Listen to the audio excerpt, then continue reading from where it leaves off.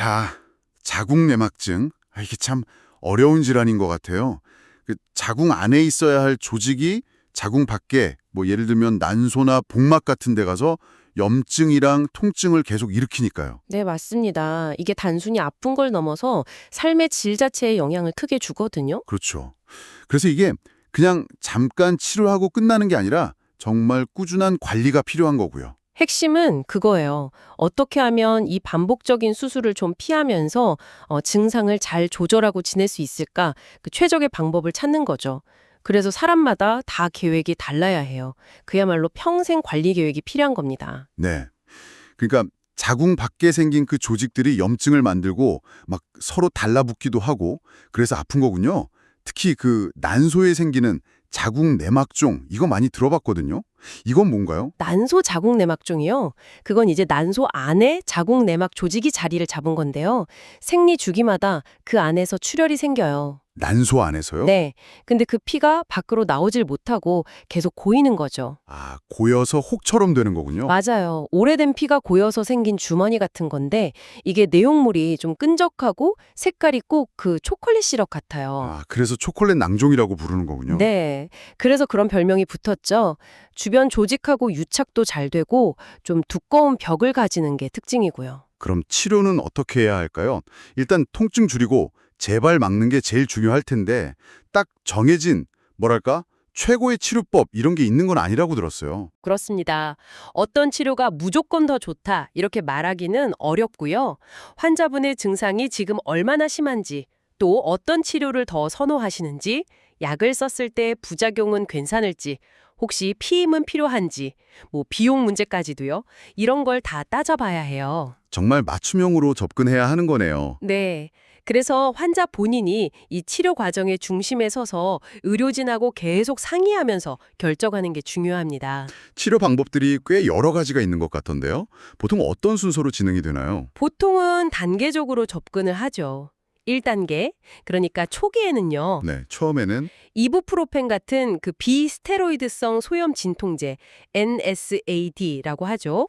이걸로 통증을 잡으면서 호르몬 치료를 같이 하는 경우가 많아요. 호르몬 치료요. 네, 먹는 피임약이나 아니면 뭐 패치, 질린 같은 복합 호르몬제, 아니면 프로게스틴 성분만 있는 주사제나 자궁내 장치, 미레나 같은 거요. 아, 비례나요? 네, 그런 걸 꾸준히 사용해서 배란을 막고 또 자궁내막 조직이 더 자라는 걸 억제하는 거죠. 그게 기본적인 원리입니다. 그런데 만약에 그런 1단계 치료로도 통증이 잘 안 잡히면요? 그럼 다음 단계는 뭔가요? 네, 그럴 때는 이제 2단계 치료를 생각해야죠. GnRH 유사체라는 약물을 고려해 볼 수 있어요. GnRH 유사체요. 조금 어렵네요. 네, 이게 뭐냐면 뇌 하수체에 작용해서 여성 호르몬 분비를 확 줄이는 약이에요. 몸 상태를 일시적인 폐경 상태 비슷하게 만드는 거죠. 와, 호르몬을 그렇게까지 낮추는군요. 네, 그래서 자궁내막증 병변을 위축시키는 효과가 있죠. 주사로 맞는 작용제도 있고 요즘엔 먹는 약 형태의 기량제도 나와서 좀 더 편리해졌어요. 엘라골릭스, 렐루골릭스 복합제 같은 것들이요. 먹는 약이면 확실히 좀 편하겠네요. 근데 여성 호르몬을 그렇게 폐경 수준으로 낮춘다고 하면 그 혹시 부작용은 없나요? 안면홍조라든지 뼈가 약해진다든지 하는. 아, 정확히 보셨어요.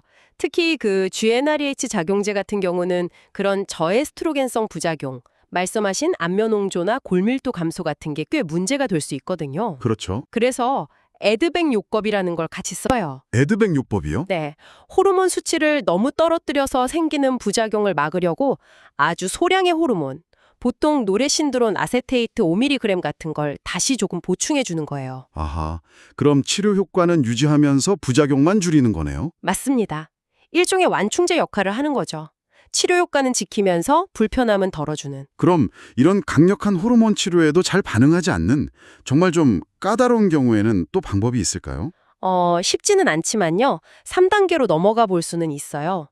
다나졸이라는 약이나 아로마타제 억제제 같은 걸 써볼 수 있는데요. 네. 근데 이건 좀 더 신중해야 합니다. 다나졸은 남성 호르몬 관련 부작용 우려가 좀 있고요.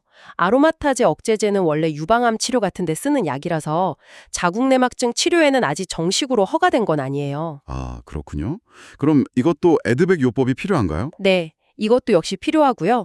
그리고 이런 약물 치료와 별개로 만성적인 통증 자체를 다스리기 위한 신경병증 약물 치료 같은 걸 병행하기도 합니다. 약물 치료만으로는 안 되거나 아니면 진단 자체가 좀 애매하다거나 뭐 구조적인 문제가 있을 때는 결국 수술을 생각해야겠네요. 아니면 방광이나 장 같은 곳에 병변이 있어서 해부학적 문제가 확인될 때 그럴 때 수술을 고려하게 되죠. 수술은 보통 어떻게 진행되나요? 요즘은 거의 다 복강경으로 해요.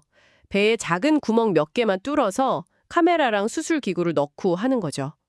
좋은 점은 진단을 하면서 동시에 병변 제거 같은 치료도 가능하다는 거고요. 수술에도 종류가 있다고 들었는데요. 좀 설명해 주실 수 있나요? 크게 보면 두 가지로 나눌 수 있어요. 하나는 보존적 수술.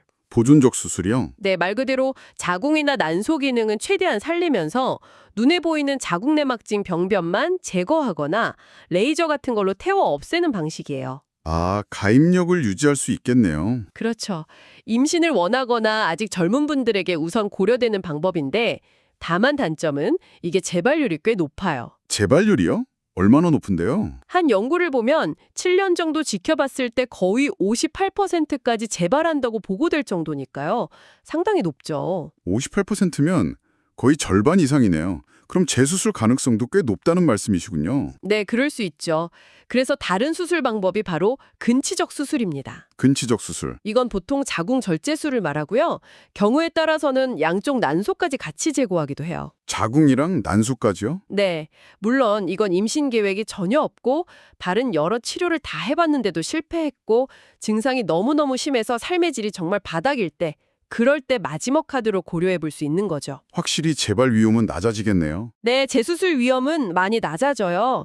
난소까지 다 뗀 연 8% 정도로 보고되니까요. 하지만 당연히 임신은 불가능해지고 특히 난소를 같이 제거하면 바로 폐경 상태가 되는 거죠. 특히 젊은 나이에 난소를 제거하는 건 정말 신중해야 할 문제 같아요. 맞아요. 그 점이 굉장히 중요합니다. 40세 이전에 양쪽 난소를 다 절제하면 당장의 재발 위험은 줄일 수 있겠지만 조기 폐경 때문에 장기적으로 봤을 때 심혈관 질환이나 골다공증 같은 다른 건강 문제가 생길 위험이 커지거든요. 그래서 정말 신중하게 접근해야 합니다. 그럼 어떤 수술을 받든지 간에 수술 후에도 관리가 중요하겠네요. 물론입니다. 재발을 최대한 억제하기 위해서 수술 후에도 호르몬 억제 치료, 예를 들면 피임약이나 GnRH 유사체 같은 걸 꾸준히 사용하는 게 보통 권장돼요. 그리고 만약 양쪽 난소를 다 절제했다면 폐경 증상을 완화하기 위한 호르몬 치료를 또 고려해 볼 수 있고요. 혹시 그 불임 때문에 고민이신 분들은 치료 방법이 좀 다른가요? 임신을 원할 경우에는요? 아, 네. 그 경우는 완전히 접근법이 달라져야죠. 임신이 최우선 목표라면 임신을 방해할 수 있는 호르몬 억제 치료는 일단 피하는 게 맞고요. 그럼 어떻게 하죠? 수술로 가능한 병변을 깨끗하게 정리한 다음에 바로 시험관 아기 시술 같은 보조 생식술을 시도하는 방향으로 가는 경우가 많아요. 그리고 또 좀 특수한 경우들이 있는데요. 예를 들어 직장이나 방광 아주 깊숙이 파고든 신부 자궁내막증이라든지 아니면 아주 드물지만 횡격막이나 배꼽처럼 골반 바깥에 생긴 경우는 이건 정말 여러 분야의 전문가들이 같이 머리를 맞대고 치료 계획을 세우고 고난도의 수술이 필요할 수도 있습니다. 아, 그렇군요. 이야기를 쭉 들어보니까요. 이 자궁내막증 관리라는 게 정말 끝이 없는 마라톤 경주 같다는 생각이 드네요.